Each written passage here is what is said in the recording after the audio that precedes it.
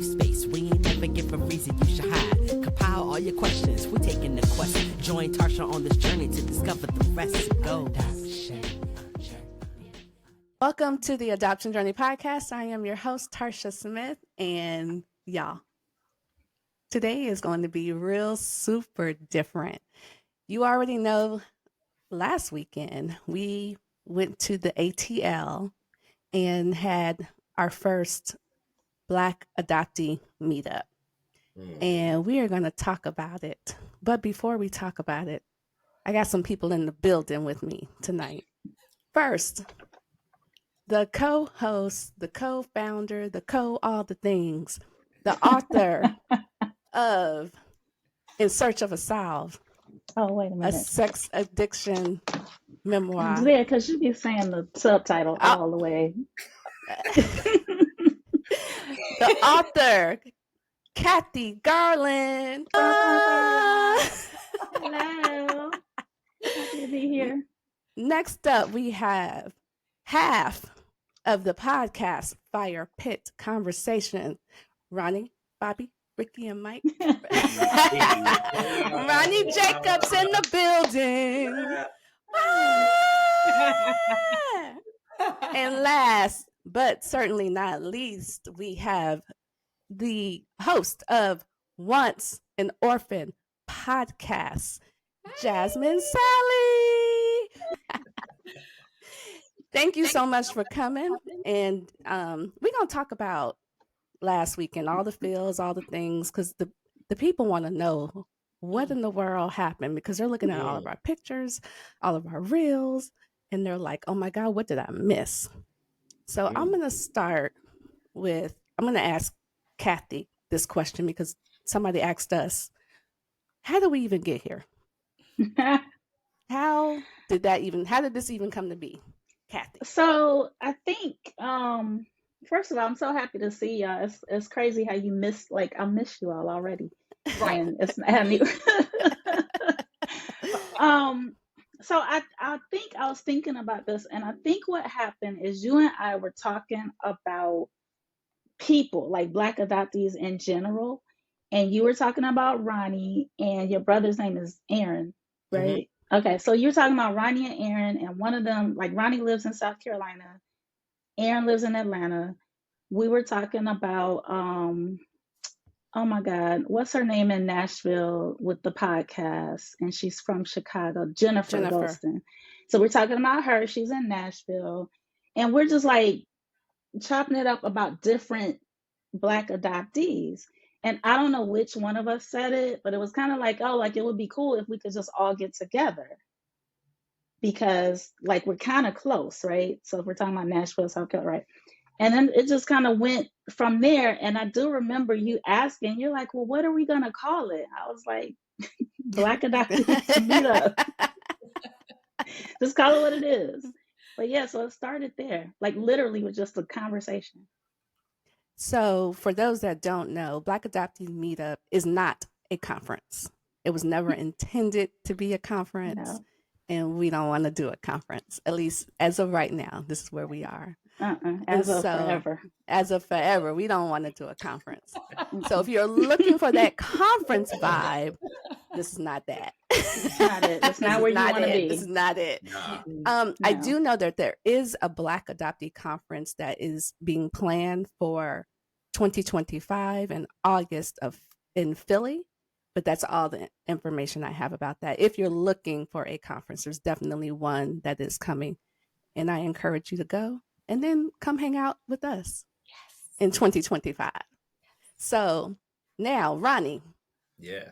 You see the post, Black Adoptee Meetup 2024, and your thoughts. I thought to myself, like, wow. Like somebody had the fortitude, somebody had the vision to be like, let's do it. No matter how big, how small, how many, how little, like, let's just put it out there. Let's do it. And then in Atlanta, I'm like, that's my other home. You know, I got my summer house in Atlanta, you know.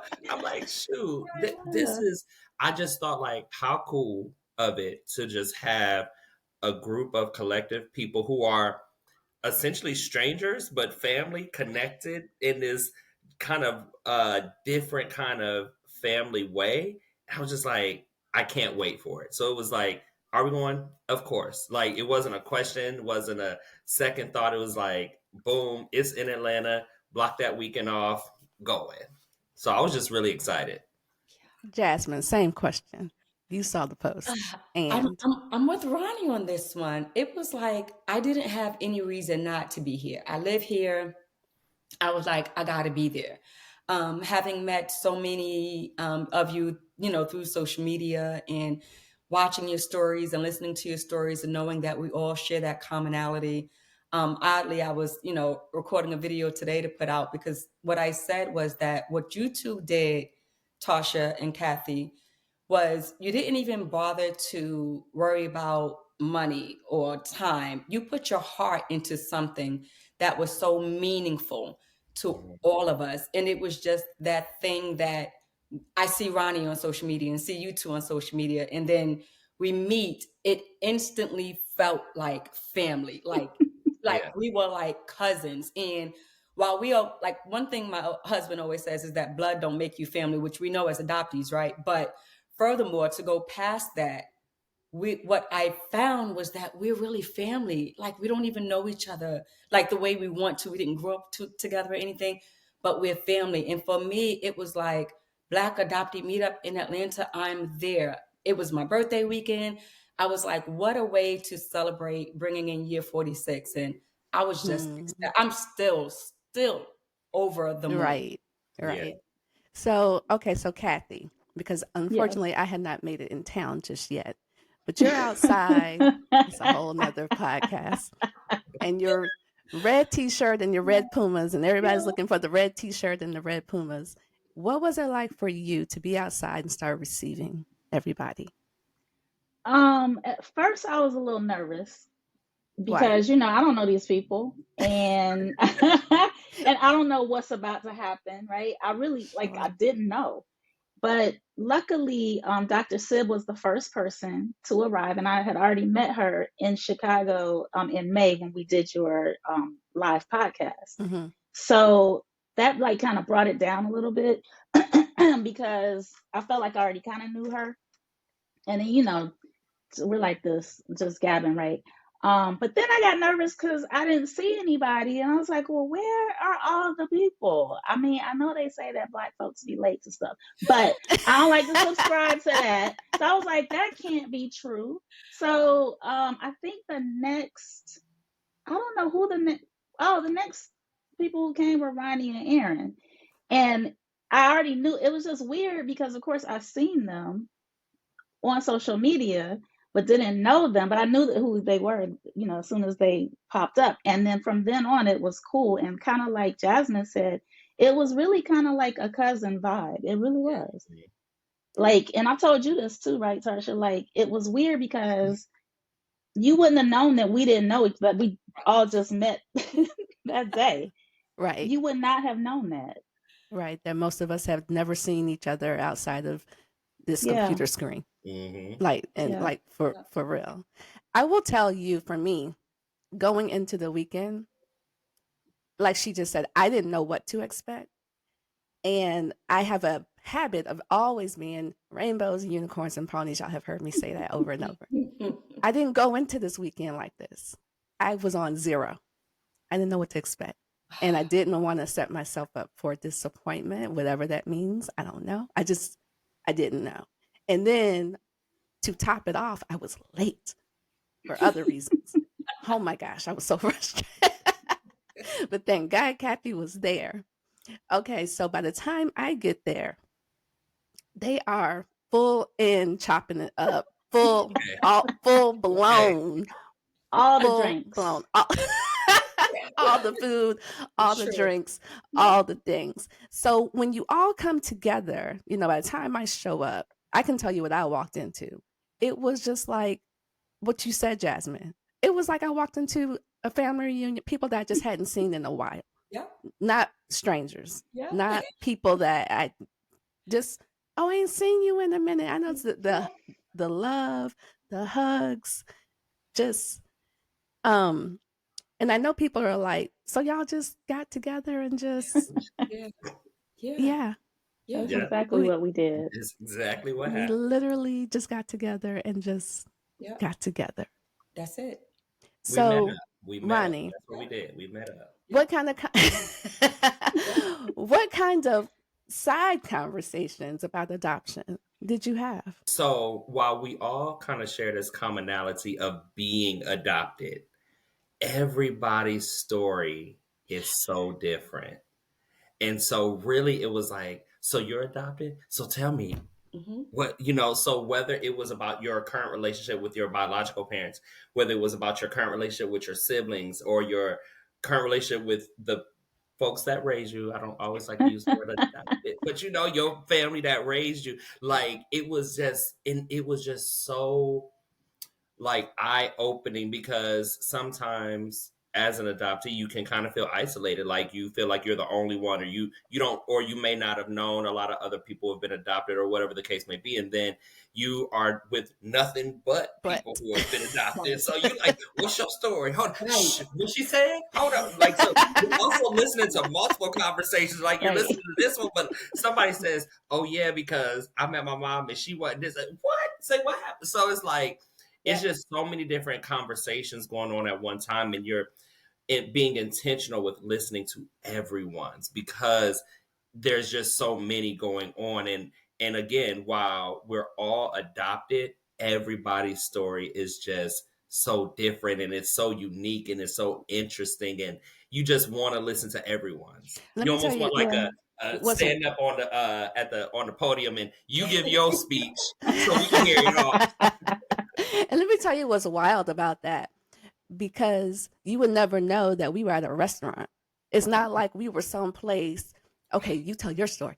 You Right. tell your story. Yeah. We were out meeting up. Yeah. Meeting That's up. it. Jasmine, I saw your face when I said the stories. Listen, I'm with Ronnie. Ronnie's just getting to it everything before I can. It was that thing for me that knowing everybody here is adopted, but we all have a different adoption story. Whether it was your parents on drugs, maybe your mom was a teenager, maybe your mom wasn't married. For whatever reason, they relinquished their parental rights and gave us a story, gave us a whole different life. And like Ronnie said, you feel almost excluded when you're around people who are with their biological families. You feel out of place. There's that isolation that you live in because in your mind, you're always like, well, who, where, what? But for some reason, Friday night, standing in front of, the restaurant, it was like just knowing that everyone was adopted, like, oh my God, so what's your story? It was like that was the first thing everyone was asking. So what's your story? My mama was shooting up. Oh my God. Oh my God. I mean, but for real, but for that's real, how it was. so that's how, I was the affair baby, and I was right, like, what? Ooh, What right, happened? exactly. what happened? Say what Exactly. now? Right, What? right. So for Yeah. me, that's what it was. And like for the first time, I didn't feel out of place saying that. Right. So it was like, because while your mom may not have been shooting up for whatever reason, you still ended up adopted just like me. So it wasn't the time to feel like the poor abandoned child. It was the time to like be loved on by your affinity group and your community, and just know that you're not in a place where you can be judged, because everyone here who are strangers, they love you for the same reasons that they Sure. want to be loved. So it was that. And No. if you don't want to tell your story, it was also a place where you could just be. Right. Right. I don't feel Exactly. like talking to nobody, Yes. but I'm in the midst. Yeah. Go ahead, Ronnie, take it. Yeah. Take a sip. I'm gonna Take sit a back. sip. That's it. That's it. It was one of those things where like I can sit and listen to everybody else's story, Yeah. sip on my drink, Yeah. Right. order my food, and just listen and be at peace with the camaraderie, the Yeah. family, the unit, that affinity. Jasmine, I love when you said affinity group. Like we always think of affinity group as like this professional thing or whatever the case may be, but like this is an affinity group, and I think Mhm. that that's the best word that I would use to describe it, like a Yeah. safe space for people in a collective. Exactly. Mhm. It was really a safe space. I Yeah. think Period. once we got past, hey, I'm Jasmine, like, where you from?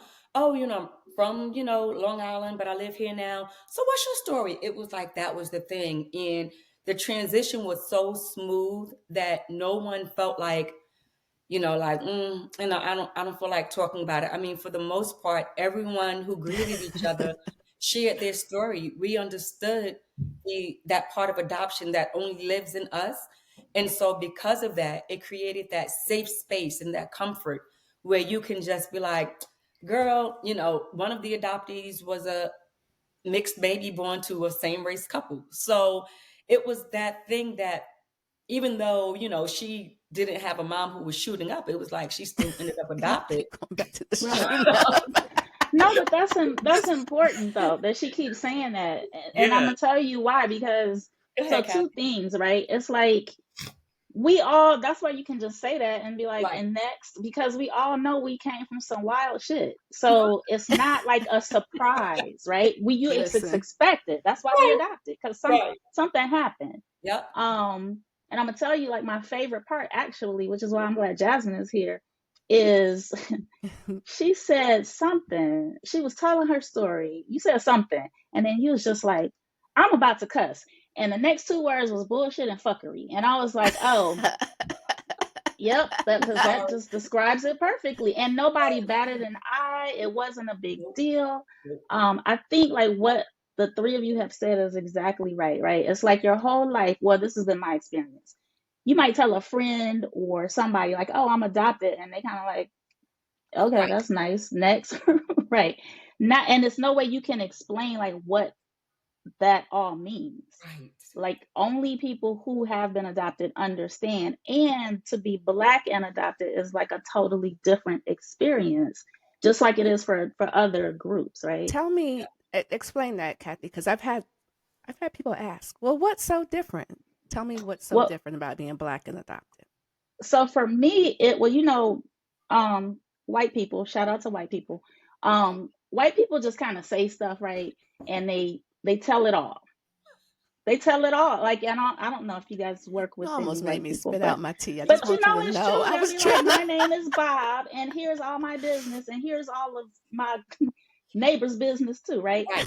Black people don't do that. No. In fact, we are taught not to do that. I was taught that whatever goes on in this house stays in this Stays in the house, and it house. don't matter what it is. Right. Yep. It does not matter. So that is like a cultural thing, right? Which is kind of traumatic in itself. But then when you add being adopted, so you mean I'm not supposed to go around and I'm not supposed to tell anybody this, or I'm just supposed to Mhm. act like this is normal.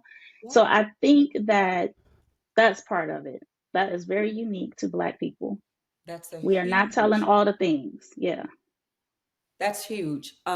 For reasons, because, like, to add to what you're saying, Kathy, we grew up. Now, keep in mind, if y'all haven't heard, my parents had five biological children. I was their first adoptee. So they adopted, they had five together. They adopted three, me being the first, fostered probably 40. So you would think in the home where I was, raised and, where adoption was normal, that we did talk about it. We did not talk about it at all whatsoever. Despite the amount of traffic of foster kids that came in and out of the home, it was still not the thing to talk about. And so, like you said, to be adopted, you already have questions in your head. But to not be able to talk about it, it adds a different layer of trauma to it because now you have to hold this in. And what I learned is that that's part of the reason why so many other races and cultures and ethnicities live so much freer than us because they are open. They're way more open than we are. Yeah. Why is it that I can't talk about my adoption? What is so crazy? And now I'm at this big age where I can talk about it. And it's like, it's like, oh, shoot. So it is okay that I say I'm adopted? It's a whole new revelation that comes with that. And to your point, Kathy, it's like you're adopted, you have questions, but you're Black, so you can't talk about it. So I'm Black and I'm adopted. I have questions, but I can't ask these questions because I'm not supposed to talk about it. But you live in this world and you're seeing people jump out of planes. Well, how is it that they can jump out of a plane, but I can't even say I'm adopted? Right. Which is also what made the Black Adoptee Meetup so important, right? So we out here living our free Black lives, adoptee lives in public, telling all these stories, and feeling, connected. That's why I Yeah. think that it was like doubly important. You just answered my next question because I've also been asked, why just Black people? Why Go not? ahead, Why Ronnie. not? Go Why ahead, not? Ronnie. Yeah. Why not? That's my One of question. y'all Why take not? that. Go ahead, Ronnie. Go ahead, Ronnie. You know, the KKK don't invite Black folks. Oh. You know, and Where's you my know tea? Girls, come on, you bring me some tea? you know, the Holocaust survivors invite the Holocaust survivors and things. I just feel like what I feel like everybody want their group, but if Black people had a group, it's a problem. It's okay when they It's a do it, but problem. it's a problem when I do it. But the truth of the matter is, why not? The thing is, Black people, we have historically and genetically, we have the biggest hearts. We Yeah. are empathetic, magnanimous people. Ooh, And say that people word don't again. Right. magnanimous, big-hearted. We are those people. And what happens is when those big-hearted, kind-hearted, empathetic people decide this is for us. Yep. This is FUBU. This is for us, by us. People got a problem. Mm-hmm. So what I say, when people say, why only Black people? I say, why Why not? not? Right. I Some totally agree. some things we should have. Some things it should be okay that if it's ours, because culturally we live different lives. That's like, walking into, like Ronnie said, a KKK meeting. Like, how come you guys won't invite us? Well, nigga, you ain't trying to really get hanged today. Let's just go ahead, Go on and get from here. So, we should be okay having some things that are ours. And it's almost like we can't have anything. So culturally, because we are different, we automatically knew how how to greet each other. Right. Without even knowing Kathy, oh my God, Right. without even knowing Tasha, oh my God, because we know that that's okay amongst us. That's the Yeah. cultural difference, between us and a white adoptee or an Asian adoptee or what have you.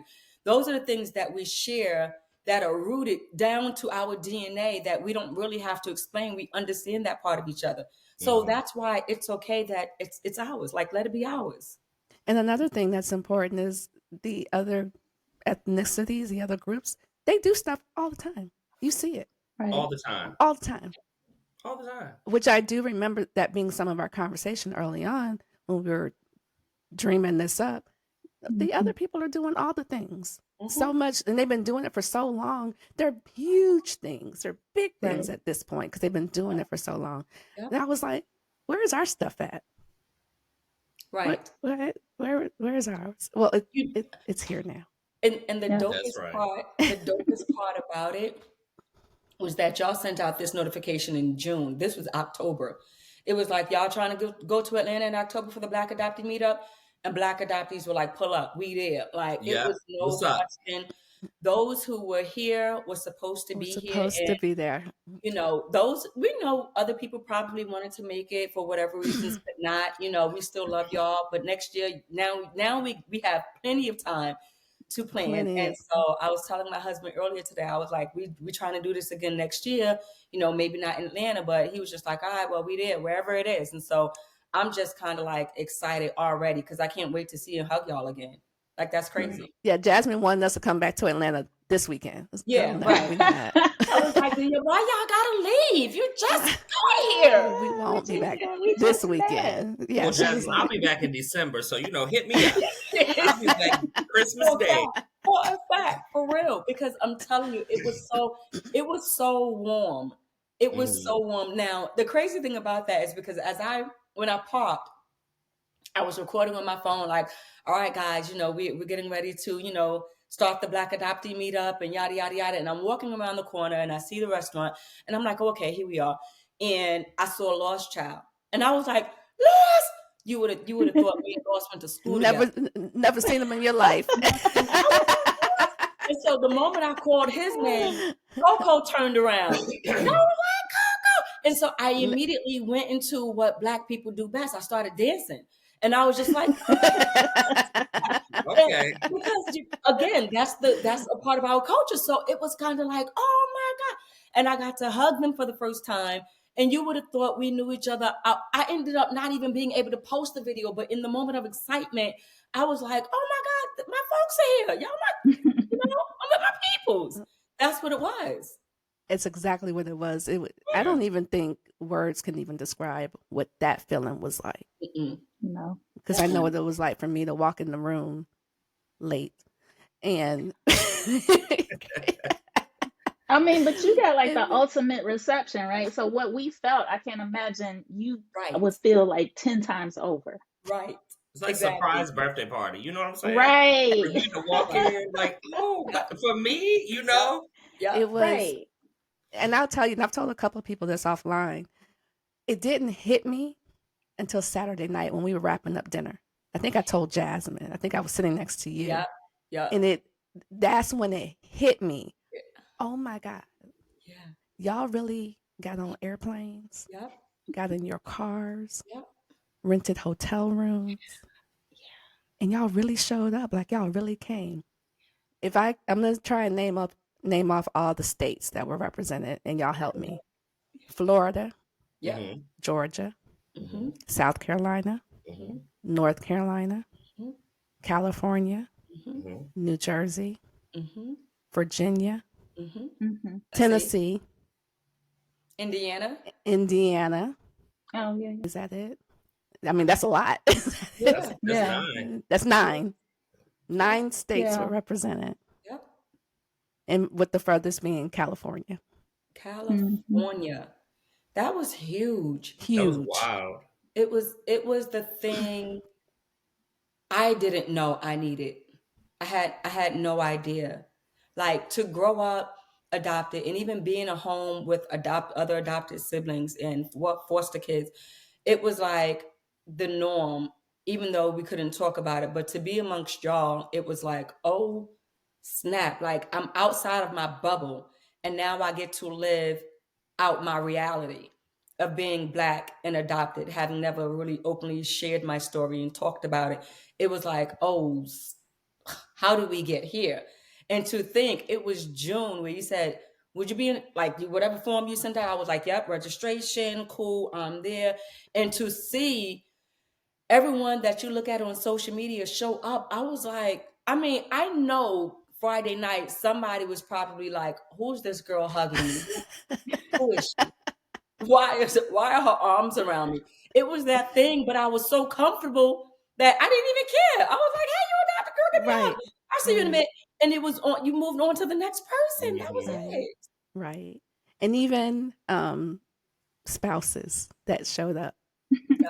The spouses the spouses, Yeah.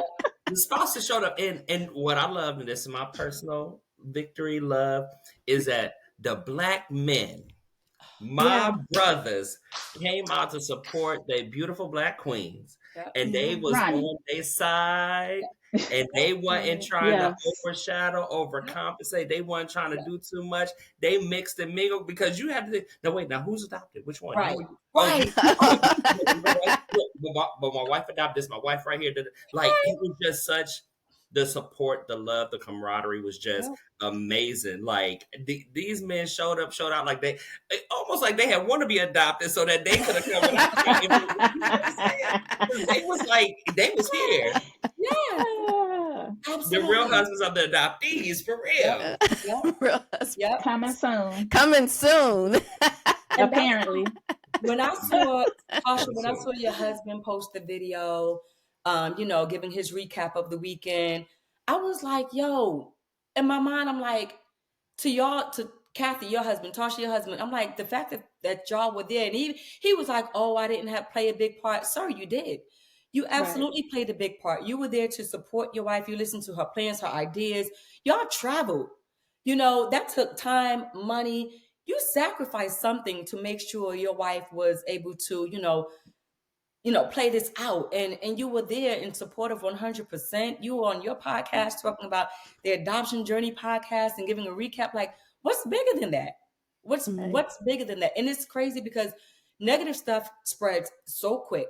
Oh Mm-hmm. my God. When you Mm-hmm. know Tamika done had a baby at 13 years old, or we're gonna know that before Tamika get her girls back on. But we Okay. don't talk about the positive side of, you know what I'm Yeah. saying, of our lives. And because word spreads so quickly, I was so thankful that your husband put that word out there, because it was like Yeah. so. And so thank you again to be period, your husband, Kathy, because they are a big part of it. All husbands were. Yeah. No, and they have to be special people too, which I think Ronnie is gonna find out. To even be married to us, because we come with a whole lot. Yep. Yep. Ronnie's A, gonna find out. Like, a Yeah, whole I'm lot. gonna find I out can't wait. real soon. So excited Real for that. soon. I Y'all stay cannot. tuned for season 4, 5 Pay Oh Conversation. gosh. I cannot Oh my wait. God. That's gonna be Yes. so dope. So we're gonna segue, and on the count of 3, we're gonna tell the people where Black Adoptee Meetup 2025 is going to be. Drum roll. Ready? 1, 2, 3. Chicago. Chi-town. Yeah. We are coming. Black Adoptees Meetup 2025. October 10th and the 11th is coming to the Chi.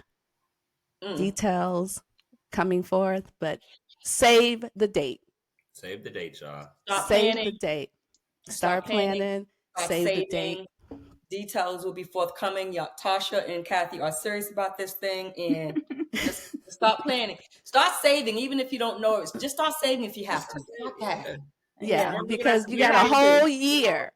We just dropped the save the date a whole year in advance. Right. So if And you you know don't it's come, gonna be even better because look at what we did in just 3 months. This is what I'm So Okay. saying. that Right. part, yeah, Right. that part. we're not playing with y'all. We're No. not, No. not at No. all.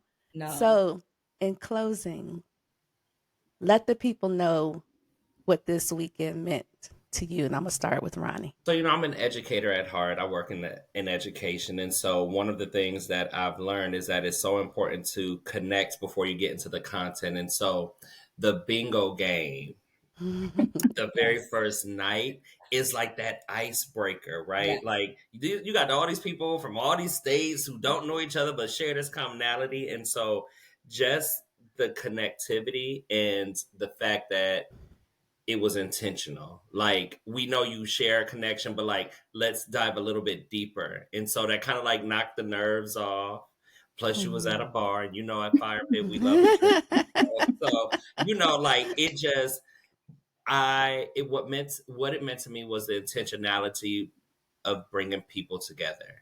And I love that, and I thank y'all for that. So I'm ready for Chi-Town, baby, but I don't know if Chi-Town ready for us. They're not. They not Jazz, ready. they're not ready. Jazz, what did Um, last weekend mean for you?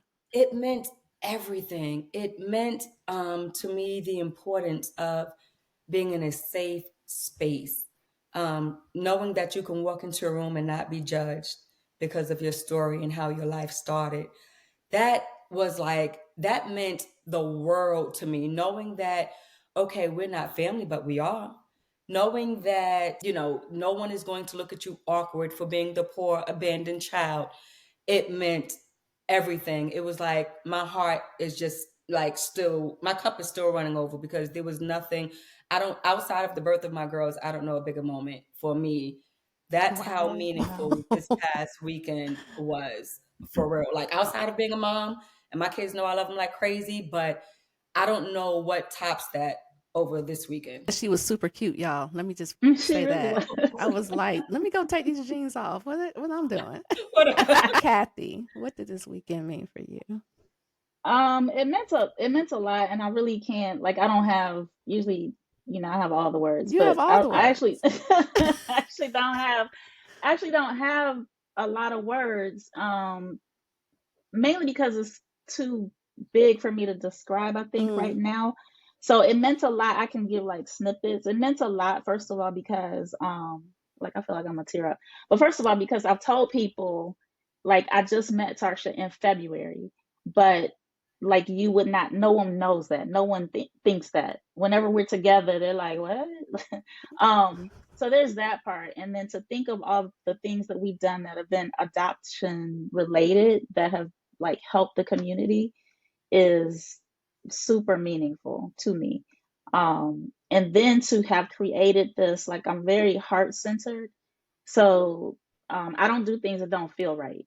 And to have created this like moment with Tarsha, with you, like I can't even, I just can't, I don't have the words for that. Right. And then to hear Jasmine and Ronnie talk about how meaningful, and other people, right? Like, it's just, I don't know. It's a lot. Yeah. It's a lot. It's a bit overwhelming, but at the same time, I know that it was like the right thing to do. So I think sometimes we, like, I don't want to get all preachy, but I think sometimes we think that we have to have like everything super perfect, and we have to have like some grandiose plan to do something. And we don't. It's literally like having a conversation with somebody you love and trust, and then just moving forward and trusting the whole process. So I'm happy about that. Yeah. So, and I am teary-eyed. I think you said it best when you said there's just no words. We really had no idea what was going to happen. We had no idea the impact. Zero. When I tell you zero, we literally was just like, let's get together, period. And now in hindsight, what really happened? My God, I don't have the words. And I think it also speaks to when you do what you're supposed to be doing, Yes. things just fall in place. Yeah. And that weekend can't be duplicated. It happened. It was genuine. And I can't wait to do it again in 2025, because I really don't even have the words for what just happened. I'm still super overwhelmed, because when I tell you I wasn't ready, I was not ready. I really, really wasn't ready. And that's like real genuine for me. I'm still in awe. And every time someone posts a picture or a video or says anything, or I get an inbox, I'm like, I even text Kathy, I'm like, what in the world just happened? I don't even know what just happened. So, yeah. So, anybody else have any words before we? To post the video I recorded earlier today. But since I have y'all, I'm going to repeat what I said in the video, and I just want to publicly acknowledge and thank you to Kathy and Tasha for what y'all did this past weekend, because it was the thing. It's what we needed, and we didn't know we needed it. It was just a matter of you just knowing God's voice and doing what you needed to do for this particular group of people. And for that, I say huge, big thank you to you two. And I want you to hear me. I mean, you'll see the video, but I want you to hear me live tell the two of you thank you. Big thanks. We appreciate that. We appreciate it. I concur. And don't leave me, guys. And on that note, bye, family. Journey, journey, on. You need a pie with the good? Oh yeah, well, this the one.